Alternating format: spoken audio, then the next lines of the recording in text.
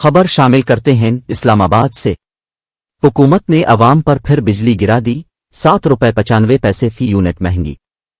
حکومت نے عوام پر بجلی کا بھاری بم گرا دیا، قیمت میں ₹7.95 فی یونٹ مزید اضافہ کر دیا۔ ذرائع کے مطابق بجلی کا بنیادی ٹیرف 3 سے ₹7.5 تک فی یونٹ بڑھا دیا گیا۔ وفاقی کابینہ نے بنیادی ٹیرف بڑھانے کے لیے سرکولیشن سمری منظور کر لی۔ ذرائع کا کہنا ہے کہ بجلی کی قیمتوں میں اضافے کا اطلاق 1 جولائی سے کرنے کی تجویز دی گئی ہے، جبکہ حکومت نے بنیادی قیمت بڑھانے کے لیے درخواست نیپرا کو دے دی ہے۔